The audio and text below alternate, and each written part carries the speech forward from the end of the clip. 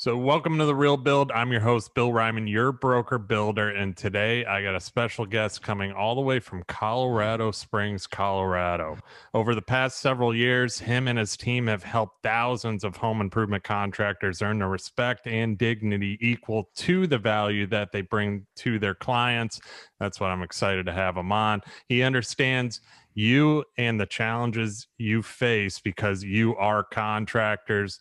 One way he does this is through his Contractor Sales Academy training program. For over 5 years, they have been training contractors to sell virtually to their prospects. Nobody teaches this better than his team. They train them to connect with their prospects in ways their competitors never will. And in turn, they sell more jobs at 50% and more gross profit margins without setting foot on a prospect's property, which is really impressive. Tom Reber, thank you so much for coming on The Real Build. How you doing today? I'm doing great. Thanks so much for having me, man. Yeah, I'm excited. I'm excited to have you on. Me and you have been trying to we've been getting this schedule. We're both, obviously being in the construction world too. Right. We got to make it work, and we made it work, brother. So I appreciate we did. I'm envious of your background though today, because I'm stuck in one of our bedrooms in the house here because I'm remodeling my whole basement where my office is, and I can't walk down there now because the floor is wet. We're doing this decorative stain That's on gonna the be floor, cool. building a killer tequila bar and stuff. So I'm holed up in a little bedroom. I'm looking at you. I like that monitor you got behind you with the Real Build on it, man. It looks sharp. So, yeah, man. Yeah, no. Like I said, I really do want to see that basement once you're done with it, though. So you better do some post on your social media. We will, especially man. That tequila bar. I'm a little jealous of that. Well, the tequila thing I've gotten into, like, and I'm talking like sips. I sip tequila. I don't do shots, right? Yeah. Too old for that. And but I got into it probably a couple years ago, and just nothing like a good tequila, man. I like the Clase Azul Reposado, the blue and white bottle. That's my favorite tequila, man. So it's anyway. Yeah, that definitely is. There's nothing better than that. Plus, I don't know how you feel about it. Casamigos is my kind of go-to with the tequilas, but yep, I like the Reposado with that. That's George Clooney's, isn't it? Yeah. Oh yeah. His tequila. And then Michael Jordan, I guess, has a new tequila. I haven't tried that yet. Oh wow. So talk about a guy that's doing everything, right? Yeah, no kidding, man. So, well, cool. It's good to be here. Thanks for having me. Yeah, no, I appreciate you coming on. I'm excited to have you on too, because obviously you are huge in obviously the coaching world as far as contractors, teaching them kind of how to get more sales and so on. But obviously with more sales comes dealing with clients, how to professionally deal with them better as well too, because the better we treat our clients, the more sales we have. So that's why I'm excited to have you on today too. What I always get started with though is about your background. So who is Tom Reber? Well, cool. Well, I grew up outside of Chicago, a town called Wheaton, Illinois, about an hour straight west of Chicago. And my dad was a tile guy. My uncle's a painter, grandfather's painters, uncles and cousins everywhere, deck builders and concrete guys, and you name it. And I did everything I could do to not be in the trades when I was growing up. And it's because my worldview at the time was very few contractors were successful. The guys I knew, and I love them to death, but my dad, he worked his tail off. He was always dirty, tired, and we never had a lot of money, and it was just, that sadly is the story for a lot of home improvement contractors. And so it wasn't real attractive to me. And then I ended up working for my uncle, who was a painting contractor. I learned that trade. And then I, went in and out of the Marine Corps, and then ended up starting my own painting business and, grew that from nothing to doing 300-400 projects a year and millions in sales, and sold that to my business partner at the time. I sold my half to him in 2012 because I felt a different season of life coming on.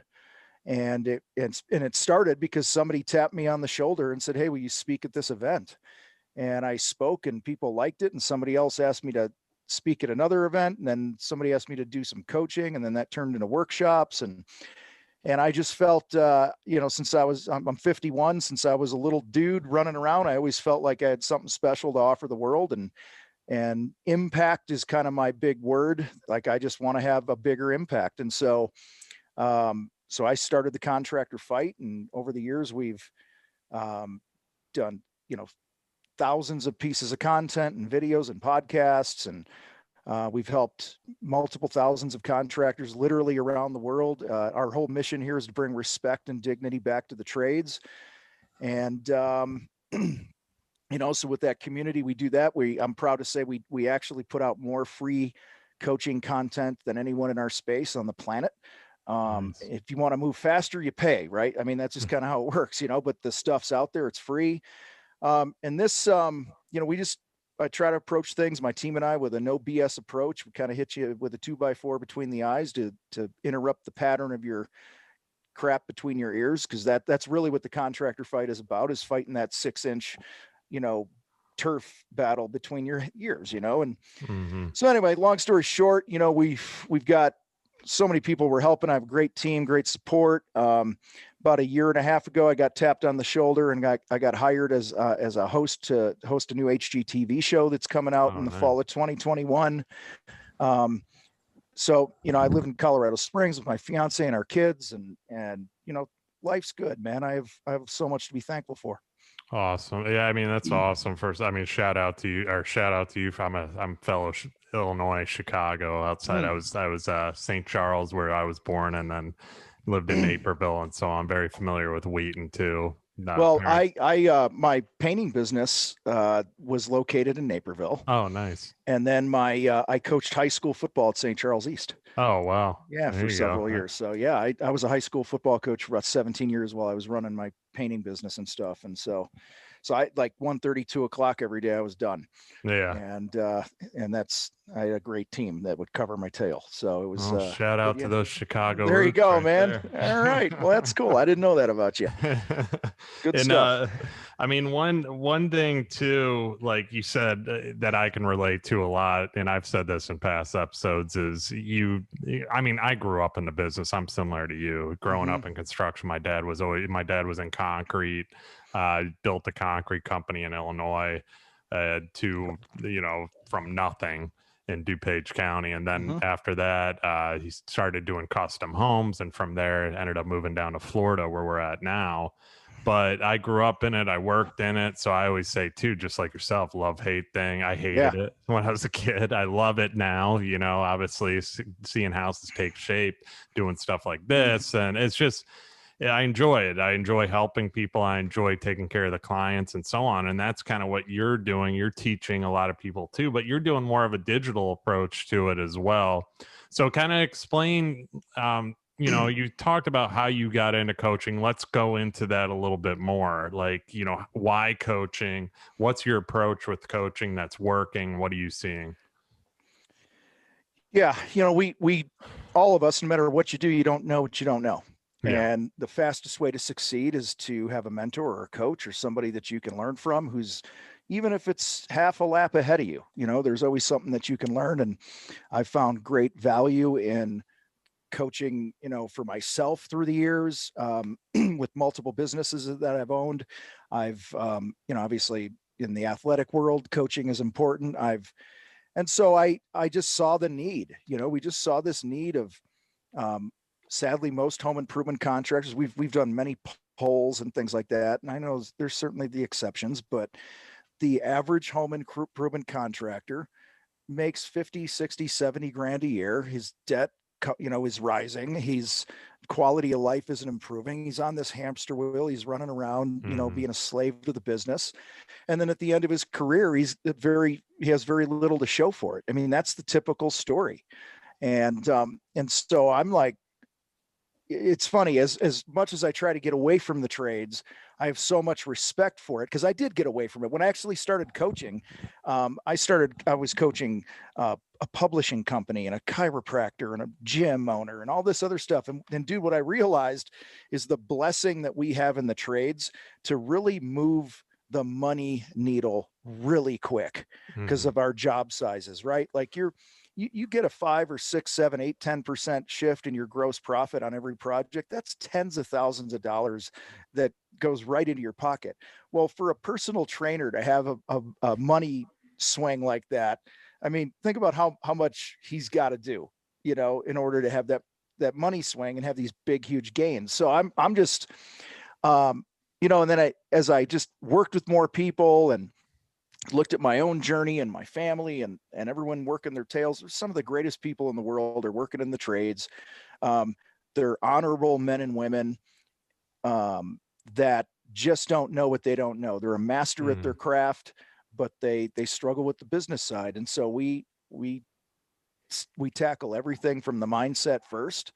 And then we get into, we have a couple core principles about, it starts with owning your crap. You got to look in the mirror and own your crap and come to terms with that. You are exactly where you are in your life and business right now because you've chosen to be.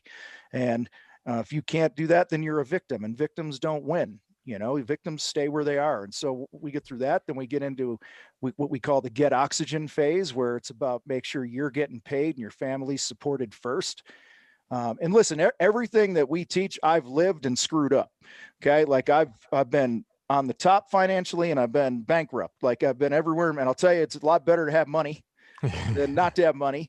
And we talk a ton about money in the fight and our programs and stuff because like it or not, it's part of the rules of the world that we live in. And the more money you have, the faster some of your problems can go away and be eliminated. And it's just the way it is. And I think a big mistake contractors make with this whole get oxygen thing is they're worried about the going rate of what everyone is charging. And I can't charge that in my area and I can't get this blah, blah, blah. But here's the funny thing. Most contractors don't know their numbers. Most contractors are struggling and not making money. So why the hell would you give a crap about what the going rate is?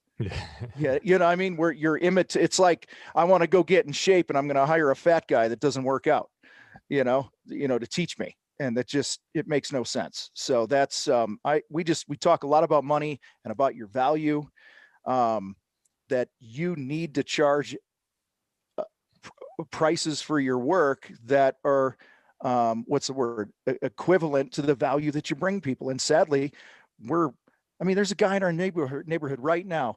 This kid is working till like 10 o'clock every night, landscaping people's yards. And I'm looking at that. I respect his hustle. He's out there grinding.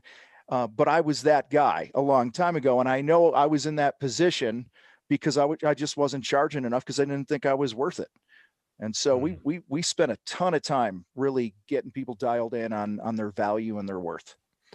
Let's go into that a little bit too, because I mean, I obviously a lot of the issues with contractors too is the business end. I mean, contractors are good at what they do, but they're not good. A lot of them struggle with the numbers, the business, and so on, hiring and all that. I mean, one of the things too is like you just said, the going rate. We need to go by what the going rate is. If this guy, contractor A, is at 10% and this guy's at 20, maybe I'll go in the middle at 15 or I'll match the 10, just to get some work. Yeah. But the problem is that when you start going into price and dropping your price too, you usually get that kind of quality of customer as well. And the customers actually become more difficult, and then difficulty makes more work. So I know you probably deal with that quite a bit too. And you are how you sell yourself. Most people want to work with you for you. That's the thing. I mean, a lot of people, believe it or not, price is a huge thing, but they're going to hire you for you because they trust you and so on. So, I mean, how do you get around the going rate thing? What are you doing to get them off of that too and get away from price? So I want to preface what's about to come out of my mouth with, I understand there's an asterisk with what I'm saying here. Okay. One of the things I'm about to say is we teach people initially, do not ever do a job if you're not going to make a 50% gross profit at minimum. I don't care what we have home builders, we have remodelers, GCs, everyone and their brothers told me you can't do that in my industry. You can't do that if you sub your work out. You can't do, and I'm like, it's BS. Yes, you can, because I have hundreds of people that are doing it right now. That's the starting point. We always teach people to get out of that financial gutter and make the fastest moves financially. Do the 50% rule. And that's basically, if a job's going to cost you $5,000 to do it, labor, material, permits, all that other garbage, don't charge less than 10. and then make sure you finish it on time and on budget, and you'll have $5,000 left to pay your dang overhead and your salary and have a net profit. And so super simple math, figure out what it's going to cost. But the way we get people to really buy in quickly here is we just have them start job cost in their last 5 jobs. Most guys don't job cost. Mm-hmm. All right. You want a wake up call, start job costing. Because I was one of those guys in the early days. I thought like, hey, as long as money was coming into the bank and people writing me checks, we were doing good. Yeah. And I mean, listen, I had a project, a guy named Bill. He was an attorney. So I didn't know anything about business. It was my first year business. It was my first, what I would call as a painter, my first big job. I sold it at $28,000. It cost me $45,000 to do the job. Okay. So if I go 50% rule, I should have charged $90,000 to $100,000 for this project. I mean, and this guy was a nightmare, and I brought it on myself because I was too worried to charge what I needed to charge. Because I'm like, I got to eat. Right. Well, I would have been better off driving a cab. This was a long time ago before Uber. All right. So I would have been better off bartending, being a doorman. I would have made more money doing that in the several months it took us to finish this job than I would have, as it was. So job cost, that's a wake up call. The 50% rule is huge until you get your feet under you, until you really understand your sweet spot. There's a lot of guys listening to this, I know, that know their numbers and they're dialed in and they're like, man, we could run a 40% GP all day and we're making millions. We're doing great. Like, I get that, but most guys simply don't charge enough. So I would say those couple things there. And then the other big thing is you will sell at higher rates much easier if you truly understand someone's motive for buying. You mentioned our sales academy earlier, and step 1 in our process is the motive. Is that people buy for their reasons, not mine. If I come to your house, I mean, right now, contractors who are listening to this right now, if I say, why should somebody hire you? You're going to spit out all the reasons that you think are important. Okay. But if those reasons don't resonate with your client, then price is going to be an issue. Like, dude, I'm doing that. I told you I'm doing this project in my house right now. And I got amazing contractors that I know in the area and I'm working with, but I didn't have a concrete flooring guy for my basement. We ripped up the carpet. I wanted a cool concrete stain. We're putting a killer pool table in there, decking out Fight HQ. It's gonna be kick butt, tequila bar, blah, blah, blah. Because I have people come in here. I broadcast to the world from that space down there. I got a full-time video guy and a team and all this, this is the hub. Dude, not one floor concrete stain guy that came in here asked me why I wanted to do the project. Just think about that. Why do you, and I ended up getting this, and I didn't try to do this. It was just what it was. I hired the guy. It's like $9,000 to do the floor. And I said to my queen, my fiance, Lee, she says, what do you think this is going to cost before we had anyone out? And I said, I don't know, but if we start getting up close to $30,000, then I'll give a shit. Okay. Think about that for a minute. Okay. Because this thing is so dear to me. This is my world, man. Okay. And most home improvement contractors that sell their services don't take the time to really figure out what's important to their clients. They make all these assumptions that they care about price. Okay. Price is like 7th or 8th on the list. Okay. When you really dig into the motive, you get their reasons for buying, and you just come at it with confidence that, hey, I'm going to fulfill those things that are important to you. I sold a job at 4 times the price of all the other bids many years ago because the lady's, her big issue was don't wake my twins up. They nap between 1:30 and 3 every day. It's the only 90-minute window that I can get anything done or take a nap. They hardly ever sleep. And I just asked her, I said, hey, what's the worst thing that can happen here when you hire a contractor? She says, you wake my twins up, I'll kill you all and all the people you love. That's what she said to me. And so I said, hey, would it make sense if we, switched our start time and adjusted our lunch and went off site? And during that 90 minutes, we were just, we'll be here a little later in the afternoon, early evening to finish, but are you cool with that? She's like, if you don't wake my twins up, we're good.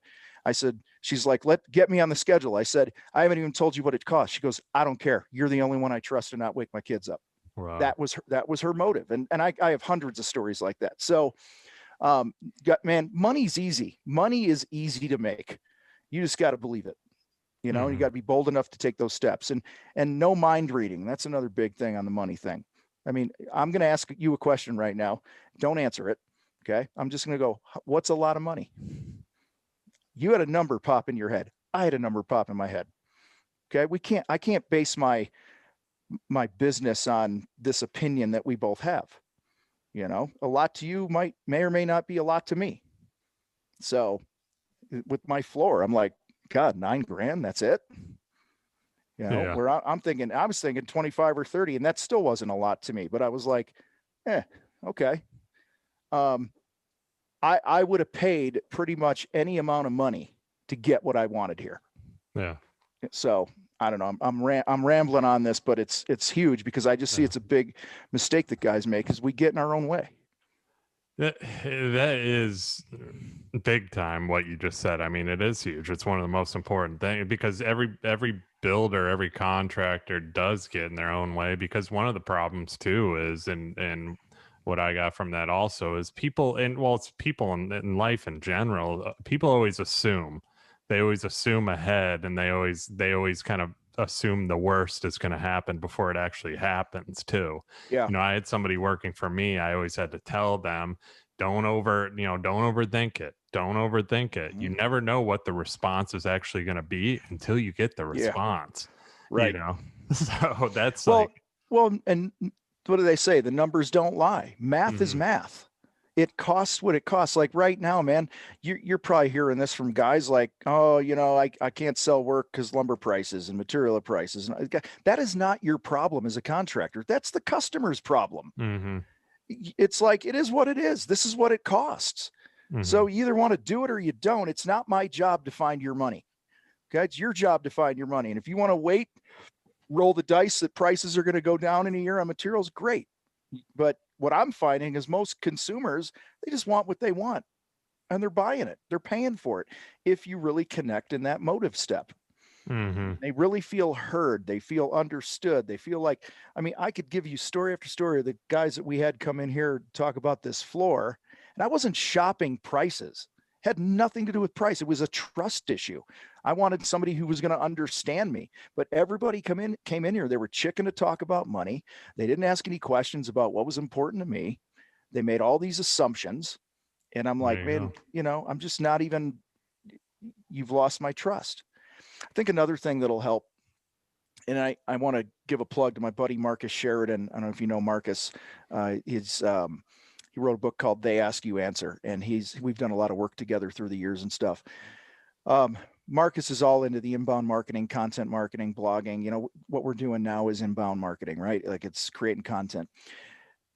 Right now we have the Home Advisors of the worlds and all the other third-party sites and stuff. If you Google what something costs in your industry, those third-party sites who've hired some intern out of college who doesn't know jack about your industry is going on Google and doing a little research and this and that, and then they're writing some article saying that a kitchen remodel should cost, you know, $4,300, right?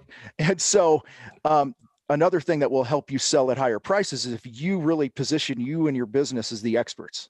Okay, experts make more money. Experts are trusted more, and this and that. Like, just as an example, Google fiberglass pool costs. You will see hundreds of articles by River Pools, which is Marcus's companies, one of his companies, and he owns that real estate. That's his racetrack, you know? So I really encourage guys to take control of the pricing conversation, talk about the fact, go buy the book, They Ask You Answer, just do what it says. But, take control of the narrative of what things cost, what affects the cost, what are some factors that can make it go up or go down, and what happens after we've worked, after we hire you, what happens, like we're going to hire you, and you talked about the customer experience earlier. We call that minding the gap, right? There's a gap between the day you sell the job and the day you show up. What happens between those days? Most contractors get a signed contract, go, yeah, we'll call you and get you on the schedule. And then 3 days before the job, they go, yeah, we're going to be there next Thursday at 4:00 or 8 a.m. or whatever it is. And it's like, it's radio silence. Well, in that time, that's a great time to build relationship, build trust, and it will reduce, what do they call it? Buyer's remorse. When they don't hear from you, their trust goes down. But when you're sending them a quick little selfie video going, hey, Joe, it's Tom with Tom's Construction. We're just at the lumber yard right now. We're picking up your wood. I can't wait to come out there and get this started for you in a couple of weeks.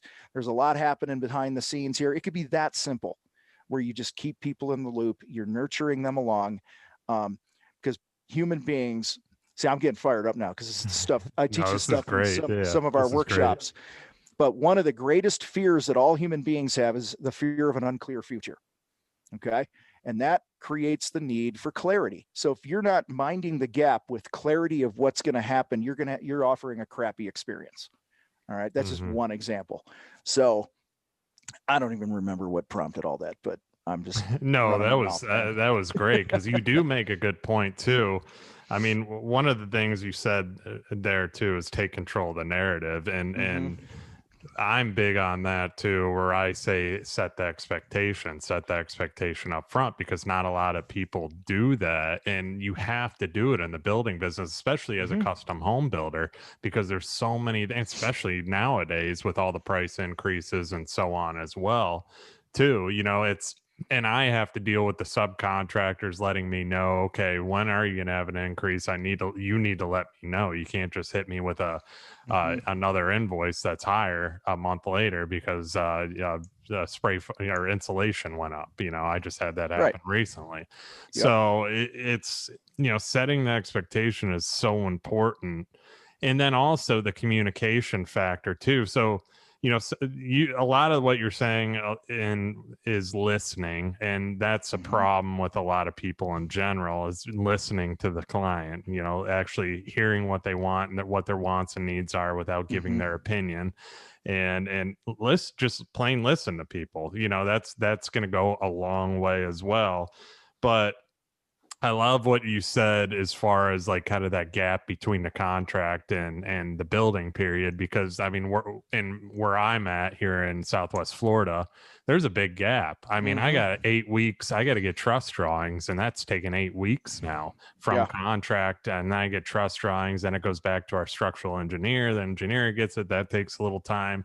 Throughout that process too, we're doing all the permitting paperwork, going on energy calcs and all this crap, and AC calcs, and it's just and windows and doors, and it's all this time that people are like, all right, what the heck is taking so long with this builder? So I have to explain all that up front, and especially now because trust companies are so backed up, and and I find myself guilty of what you said, where there's that gap of silence because you get busy doing other stuff.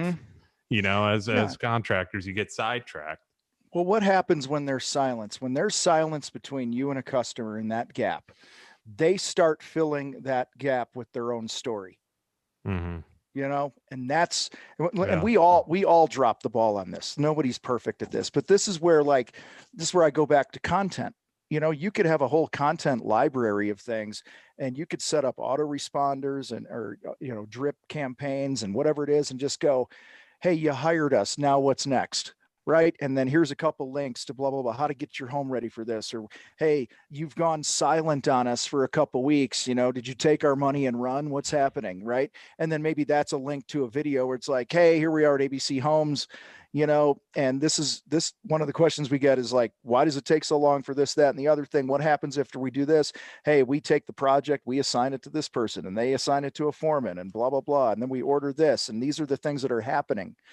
There could be a huge, I'm going to use a big word, plethora. There could be a plethora of content that just establishes you as the expert. And here's the thing, every bit of this setting expectations and communication, it's making trust deposits.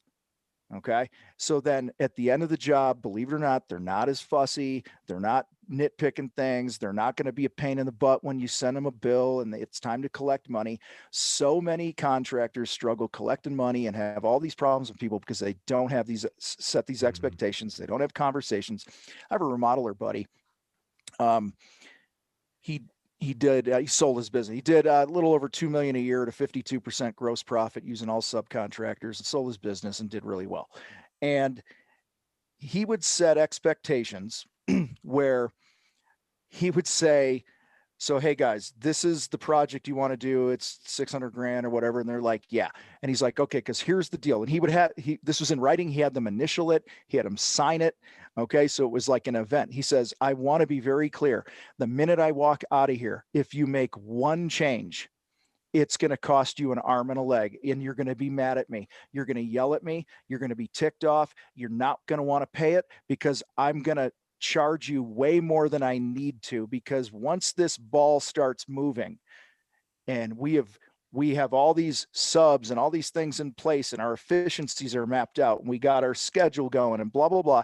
You throw anything into that thing, it screws up the whole chain. And so I really want you to think long and hard. I know you've been back and forth on the fence about this one option here. So now's the time to let me know if you really want to do it, because it's probably going to cost you 3 to 4 times more if you change your mind and want to add it in a week or two. So that's setting expectations. But it's, you want to do that when everyone's happy. They're happy. They're signing a contract with you. They're excited to do the project. You want to have those conversations. And then you have them initial it. And then when they say, hey, we want to add this, you go, hey, Joe, do you remember when we were sitting at your kitchen table and I told you it was going to hurt? They're like, yeah. And you're like, well, it's about to hurt. Yeah, I know, Tom, it's going to hurt, but we really want it. We were talking about it and, we're good and blah, blah, blah.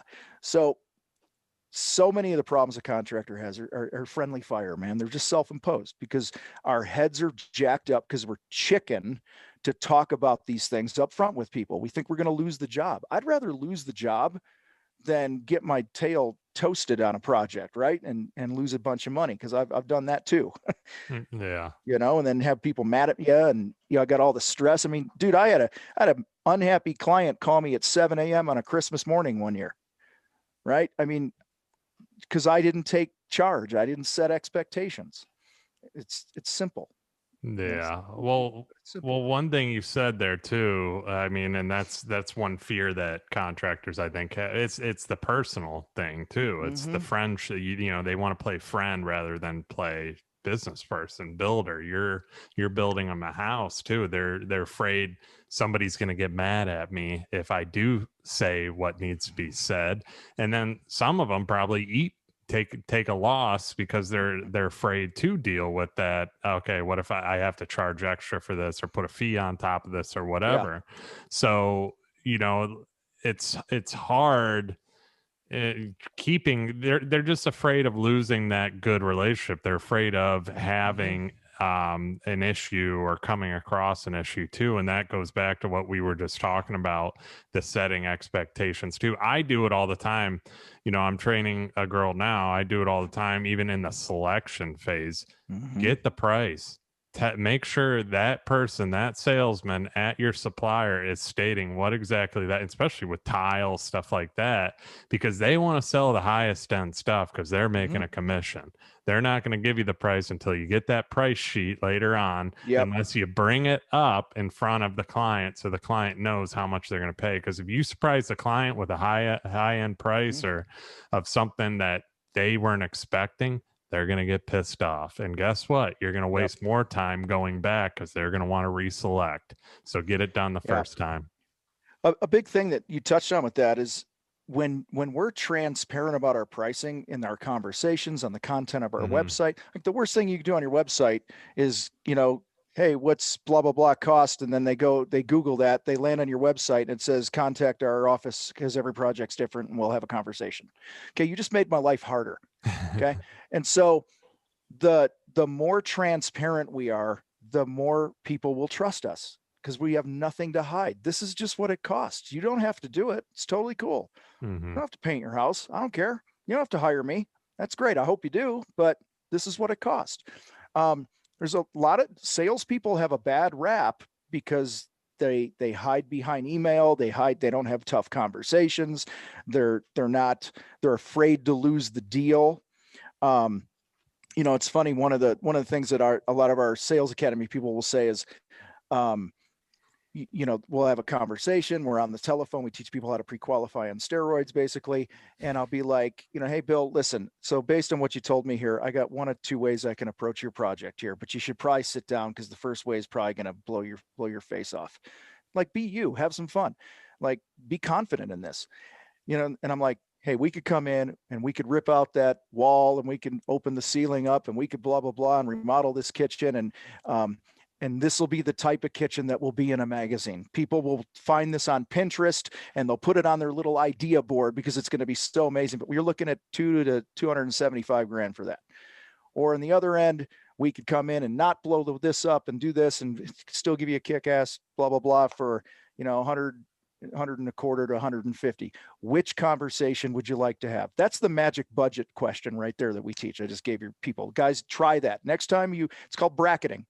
And you give two numbers at each level. You give a range because you don't know what it's going to totally cost, but you have enough projects under your belt. Like just take something simple like painting a room, right? Like I don't have to go out there, and rub my chest on the wall to figure out a price. You know what I mean? Like most contractors, and I'm a former painting contractor, so I give painters crap all the time. Painters complicate everything. Okay. They're the most complicating tradespeople on the planet, and drives me crazy because they're like, well, there's no way I can give you a price unless I go touch the wall. I'm like, dude, just give me a range. I understand there's crap that can change that, but that's again where your content comes in. One thing I want to touch on here, I have some notes. I've been jotting some things down. No, you're good. How important confidence is. All right. I want people to have the swagger that a fighter pilot has, right? Like just that, or think of it like if you ever had like surgery, man. I remember one of my kids had a surgery and this surgeon walked into the room, the day before or whatever it was. He's like, all right, here's what you're going to do. You're going to eat this. You're going to do this. You can't have this after this time, blah, blah, blah. And then we're going to go in there. We're going to do this thing and it's going to hurt and it's going to be painful. And for these days, you're going to have to do this, this, this, and this. But if you do it, you're going to be back to normal. You'll be good. Like, dude, he was just confident. There was like this, he'd done it so many times. Why is it any different with us when we get into an interaction with a client? Take charge. And I don't mean being a jerk and alpha dog and all that other stuff and bossing people around like people typically think we do is in the trades, but be confident in the craft, be confident in your skills, be confident in your process. That's a big one, man. Like if you don't have your own process, whose process are you on? You're on the hundreds of contract or customers a year that call you. You're on all their process, especially the sales process. Hey, just leave a bid in the mailbox, come out on Sunday at 1:00 after I get home from church. It's okay if you miss time with your family on Sunday because I'm available on Sunday. That's where I'm like, time out. That's not our process. You called me because we had all these great reviews. Do you know why we had all those great reviews? Because we follow our process 100% of the time. Okay. So if you're going to work with us, you're going to follow our process, period. Like that's the swagger and the confidence that people want. That one of the reasons people don't trust home improvement contractors is we're a bunch of wusses. We don't say what needs to be said. We don't take charge. And when we do it without any empathy and tact, which is another conversation. But I'm telling you right now, if you just look people in the eye and like, if you're charging 50, 100 grand for something, let's just call it that, then your website better look like BMW's website because it's a $50,000 to $100,000 product. One of our industry partners and stuff and great friends of mine is Contractor Growth Network. Like they create these massive, incredible sales online machines for contractors called websites that actually sell value. They're not just like a brochure. And I know I'm giving them a plug here, but like, that's where I learned it. Logan over there, he's like, if you're selling something, think of another product that costs that, and then go look at that industry's websites. Think about that. Like if you're doing remodeling projects for 300 grand, but your website is still stuck in 1992, and there's no information, there's no conversation, there's no transparency, there's no, here's our process, then why would I ever trust you? But all those things build your confidence because you're like, we've done our homework. We've got hundreds of projects under our belt. We know what we're doing here, just like the knee surgeon does. And if you want it to turn out right, you'll shut your mouth and you'll listen to me. So in a nice way, of course, but no, people feel, I don't know. No, I get fired up, man. Because people get annoyed because they feel like they got to babysit contractors. Yeah. And listen, and one of the things I do in the fight is I call it on both sides. Most of the complaints that consumers have about contractors and they don't trust us are our own fault. Okay. It's like I said, it's friendly fire. It's self-imposed because, I mean, dude, I was, this guy the other day is like, I understand why people don't buy from me. And I'm like, he posted a screenshot of this text conversation he had with a customer. He didn't use capital letters. He doesn't know what a comma is. His grammar was terrible. He's like, well, I voice texted it. I'm like, dude, you got to proof that crap. I wouldn't hire you. I wouldn't give you $50 to do something because you come across as a total moron. Yeah. You know, or how about combing your hair in the morning, brush your teeth, show up on time? You know, if I've done poll and survey after survey, every time I do this survey, it's hilarious. I just go, what do you hate most? Do this in Facebook. Everybody listening to this, go to your profile, your personal profile. Don't do it on your business page because more people will see it on your personal profile. Okay. What do you hate about home improvement contractors? Just post that and you will get a shitstorm of stuff. And it's going to be one of three things. 95% of the time, they take too long to get out here and have a conversation or get me a price, or they came out, but then it's been 3 weeks or 8 weeks and I'm still waiting for a price. They leave a mess, blah, blah, blah. Or they don't answer their phone or they don't call back. It's usually one of those 3 or 4 things or a blend of those. It's never about the quality of the work. They never complain about the quality of work when we do these surveys. Maybe 1 out of 200 people will. Okay. But it's everything that surrounds the project. And that's why consumers feel like they got to babysit us. And that's why they argue about price. That's why they don't want to pay what it really should cost to do things, because we've given them a to-do. Like, hey, Bill, hire me to come paint your house and then give me money. And while I'm here, babysit me. Mm-hmm.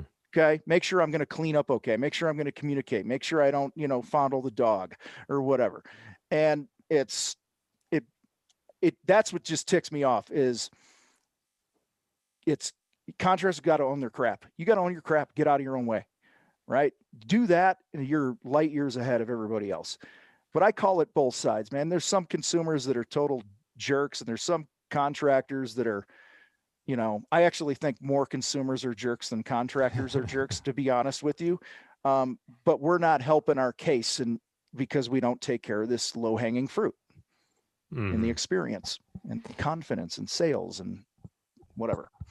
Yeah, well, confidence let's start there. I mean, having the confidence too is a big thing in the construction business because people can see right through it if you're not confident too. And I actually preach about that. I had somebody working with me and that wasn't very confident, and I would always have to go in and I'd end up selling it because confidence comes with confidence in your product. If you know your product, you're going to be confident in it. So I always said, know the product. That's sales 101. I mean, I sold cars, learned everything there was about every car on that dealership. I learned about it, wrote it down. I knew every single little thing, which gave me confidence, and I became their top salesperson. So it's confidence is so key in the construction business, though, because there's so much money involved in it that people are putting such a big number down on it, and they want to trust you. And that's what comes next is a trust thing too. But like you said too, you got to have empathy for people. And I'll admit I struggle with empathy too, because as that contractor, you kind of, you're kind of like, it is what it is. What do you want me to do about it? I got to keep things moving. What the hell should I do? Sorry, you can complain all you want, but well, and the empathy thing here is, it's tough. We have the curse of knowledge, right? We know our industry, just like your consumers that are buying from you, they know their industry. They have the curse of knowledge. And so, earlier you talked about people just don't listen enough and this and that. When we teach the motive, which is really understands the why behind why somebody wants to do a project, we kind of break it down into 4 steps. The first is ask great questions, right? Like, hey, Bill, you're going to hire somebody to come and do this project. Let me just, is it okay if I ask you a question? Yeah. When it's done and you hand somebody a check and they're driving off into the sunset, what would have needed to happen to make that the best experience you've ever had with a company in your life? And shut your mouth. That's a great question. It's open-ended, gets them to think, right? Because they're going to tell you the real motive. They're not going to say, I just want a really good paint job, right? It's going to be things that surround the project. In my case, I shared with you earlier, it was about those babies, right? That she didn't want to wake up or whatever. I had another woman that said, my father-in-law, I think it was father-in-law, lives with us. He's got emphysema. He's on oxygen and we can't disrupt him. There can't be dust. There can't be blah, blah, blah, blah, blah. And I'm like, okay, so we call it peel, don't pounce, right? Keep peeling the onion and ask deeper questions around that. So that's first thing. Second thing is listen, but listen with curiosity. A lot of times we're listening with an agenda. This is one of the hardest things to do, is listen with curiosity. Third is summarize what was said. So, hey, what I hear you saying is blah, blah, blah, blah, blah, and then shut your mouth. That's step 4, like be quiet. That's the motive. Okay. Because the other side is dying to talk, and they want to talk about what they want and how they came to decide what they wanted. They want to share their story. Okay. And when people are talking about their favorite topic, which is themselves, they're going to feel more connected to you, like you really heard them and understood them. This is one of the secret sauces to how our members continue to sell at the right prices. I was going to say high prices, but they're the right prices. Yeah. Okay. It's not high. It's only high because most contractors don't know their math. Okay. Yeah. And they don't get price pushback, and they don't have pain in the butt customers because they feel heard. Okay. That I'm telling you right there, if there's anything you all take away today, learn to ask great questions, listen with curiosity, summarize what was said. Okay. That alone, you will connect at the DNA, human, whatever level you call it in the science world of physiology. You will connect with people at a level that none of your competitors ever will. Yeah. I mean, you're 100% right on that too. It's just, especially with empathy and having just connecting, talking, listening is just because, like I said too, not a lot of builders, especially business people, are willing to listen or ask the right questions, but also just after asking the questions, listen to what somebody wants. And that's building a custom home. You have to listen because it's custom. Everybody wants something different. There's no home that we build is the same. Right. This isn't track home. This is custom. So we have to customize it to their and to their wants and needs, but also they have budgets. We have to listen to budgets too and try and work around. Usually top of mind, everybody that has a budget usually has a little bit more leeway within that budget too, if they really love something. Yeah. I mean, you talked about it earlier with yourself on the floors. Like, you had a certain number in mind you were willing to pay. But obviously, you paid a lot less, which is great. And they did a great job. They underpriced themselves. And here's what's funny. A couple of their employees who are great guys doing great work, busting their tails. One of them came up to me and said, "Hey, do you know anyone that's hiring?" And I said, "Why?" And he's like, "Because, I keep telling my boss we're not charging enough. I've been here X amount of years.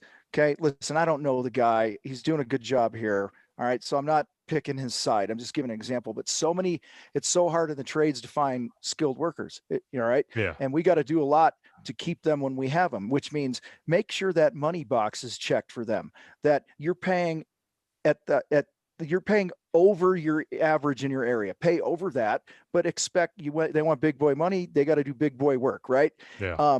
And benefits and time off and training and all these things. It costs money. And right here in my house, it's a $9,000 floor that I would have gladly paid 20 or 25 for to get what I wanted if I felt heard and understood and I really trusted. And then that business owner would have a lot more money in the bank to be able to pay his people more and give them some perks. And why would they leave then? Because they're a part of a great culture. They feel like they're appreciated. So this thing's full circle. It's like this circle of life. You want better people. You want people to stick around. You better charge more. You want to scale your business. You ain't going to scale it by cutting your prices. You're going to scale it by raising your prices. And that's something a lot of people don't get. And I got story after story about how I tried to scale by discounting and being competitive, and all it did is put me in the poorhouse. So, Well, you see it. You see the being competitive and scale too fast too. I mean, I see it every mhm, time, and you've probably heard this slogan. I mean, any time things get busy, everybody with a pickup truck becomes Joe Builder, right. and these guys all come out of the woodworks. They all become builders. They're all wrapping trucks, and they Yeah. all have all the high end vans and big lifted trucks off of one house and so on. I Mm. mean, our company, we're a family owned business. We've been around. We still have the same old trailer from Illinois back about 20 something years ago. Things rusted as hell. Our Bobcat sits on it. I always fear the thing's going to fall right through it, but it's still running. So, There you you go. know, but it's just that kind of mentality. I mean, we still have a 2008 Dodge Ram pickup truck with our logo on the side. The thing still runs and Hmm. so on. We're not buying all this. And it's just a lot of contractors, and I see it, and I've seen it where they come and go because they give away jobs. I'm seeing that now big time. There's one specific contractor in our general area that I think has 60 contracts, but he was undercutting everybody so bad. I go, there's no possible way. I even talked to another contractor that I know, and we were both joking around. We're like, maybe we should just have this guy build our houses for us Right. initially because he's so cheap. That'll save us time, and then we'll just go in and do the high end side of it too, Hmm. because it makes no sense how he's charging what he's Yeah, charging. we'll sub everything to this guy. Let him do Yeah. it. Right. Yeah. It's there was some guy who posted in one of our groups the other day. He says, "Yeah, I was asking this 60-something-year-old contractor guy who's been in the industry forever. We were having a conversation about being a successful contractor, and this old crusty dude said something to the effect of, "You got to stay busy. That's where the money is. Do whatever you got to do to stay busy, guys. Staying busy. Nobody wants to stay busy." Okay, Mhm. I'm in this to make money. I'm in this to have a better quality of life. I'm in this to have my team and their families have a better life. Okay, busy is a hamster wheel. All right, and this guy that you're talking about, he's sadly, like a lot of contractors, is thinking, "Hey, as long as I'm busy, I'm good. I got money coming in." But that's where I told you, just job cost. Just start job costing, and you start realizing, like, I remember one job, man, this 1,000 years ago. Wasn't a very big job, but it was a total pain in the butt. The customer was a pain. It was far away, all this other stuff. And I want to say it was a $5,000 job. I don't know. I job costed the thing. And when all was said and done, I think I made like 83 bucks. Wow. Okay. Like that was a slap in the face, but we need that, right? There's no progress without truth. You want to make some progress, then start telling yourself the truth. Look at the math. The math is unemotional, doesn't lie. It slaps you in the face. And then do what you want with the truth from that point. But you got a job cost and get real. Yeah, I just don't understand how people do not job costs and see what's coming in. But then it goes Mm-hmm. back to that approach, rob Peter, pay Paul, the guy on the back. When things come to a Mm-hmm. screeching halt, you see it. They're robbing Peter, paying Paul. The guy on the back end gets burnt while the guy on the front end gets Right. finished up, but he Yep. never gets the warranty work taken care of either. Right. So, it's crazy, and it's a consistent thing, and people constantly fall for it. It drives me crazy within my Mm-hmm. area seeing these people going with that cheaper route just because of the number. But then again, it goes back to what I said too. I probably wouldn't want to deal with that certain client Mm-hmm. that's going that cheaper route Yeah. because more than likely they're going to be a pain in the ass, and it's going to take Mm-hmm. it twice the amount of work it would for somebody that's paying our price, that's a Yeah. great customer, that has that great relationship with us and trust. So 100%. Well, then the whole thing with the pricing is, don't base your pricing on anyone else's. You don't know their numbers. You don't know their yeah. overhead. You don't know what they pay their guys. You don't know what their production rates are. Like you might bid something to take 8 hours. They might bid something to take four. Yeah. And it's just, there's too many unknowns. Just give a crap about your math. Okay. And mind your business. Just mind your business and do what's right. And you're going to be mega successful. Yeah, no, 100% agree. I mean, I could go all day with you. I mean, Yeah, I didn't even use the script with any of this too, but I know you got to get rolling here soon, so I always want to go into some personal questions. sure. These are more just I actually created a little series, side series off this question. What about you personally? You built, an amazing coaching business. You continue to build it. It continues to grow. What lessons have you learned throughout your journey we should all apply to our own business or our own lives that can help us grow? Great question. Um, I've I've learned so many. I would say the one that's fresh right now is there's two. One is be you. Um, I've had periods in my life where I just wasn't being myself and really trusting myself, and I had a lot of head trash around who I was and what I wanted. And I think that's a big lesson. And another is um, you have to build your life build your business to serve you, not the other way around. Like that, many of us build these businesses and we're a slave to the business. And I don't mean like the E-Myth stuff and just, never working or whatever, but like, what do you want? What do you enjoy? Like, don't define your own success, not the success of everybody else, right? You might be totally happy having a $300,000 a year business that you put 150 in your pocket and you work 3 days a week, 9 months a year, right? And to you, that's success. So I would say just really focus on that. And then I think the final one is take care of yourself. Like we don't we get out there and we sling it, we work our tails off, but then we don't eat right, we blow off workouts, we're not going on date night, we're not, doing the things that are going to make our lives and our health and our mental state and all those things better. That's it comes back kind of, I guess, getting oxygen, right? Like take care of yourself first. The stronger you are in your relationships and your family, the stronger everything else is going to be. So those are some things off the top of my head. Those are great things right there. I 100% agree with you. I mean, take care of yourself in general. We all face different times, different things in life and so on. But I mean, you in general, by saying that it's everything, it really is your physical, your mental, your business, all of the above need to be all in line, because when you get everything in line too, relationships, everything, it makes a huge, huge impact on your life. So 100%, man. love that. Yep. Yeah, Good for sure. stuff. Another question I like to ask everybody, obviously I asked about your past. Let's hear about your future. Where will we see Tom Reber in 10, 15 years from now? I we have a goal to serve, 1 million home improvement contractors here. And we're never going to run out of home improvement contractors that need help and different phases of their business. So you can expect to just continue to see us on a bigger scale. I'm hoping that a few people in the country like our show coming out in the fall on HGTV. Now it's not a contractor fight show. I'm just hired as a host, but it will to host this other show.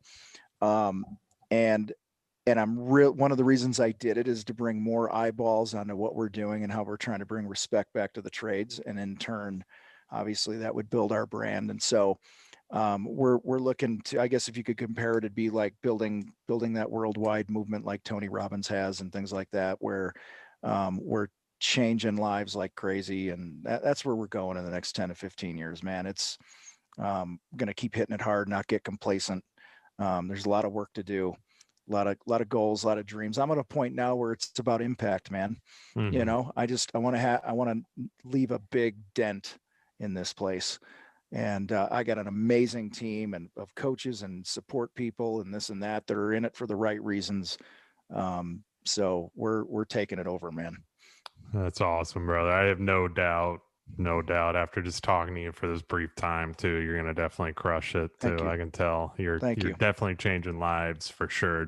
I mean, I didn't even have to read our notes here. Me and you could ramble on another 4 hours together here too. I love it too. Last question. This is what the show's all about. What exactly do people need to look for when hiring a coach or a contractor coach, and why should they choose Tom Reber, the Contractor Fight, as their coach of choice? Yeah, well, whether they should choose us or not is their call, right? But I would say, um, anytime you're going to hire a coach or work with a coach of anything that you do, have somebody um, that's walked down that path, right? And they can relate. I think one of the things that we stand out is all our coaches are currently or were home improvement contractors. They're not we're not these corporate guys that retired and decided to start a coaching business, right? We know what it's like to lay in bed and worry about making payroll the next day. We went, and all these other pressures that we feel. So I think that relatability is huge, but I think even more than that is somebody who's not going to let you off the hook.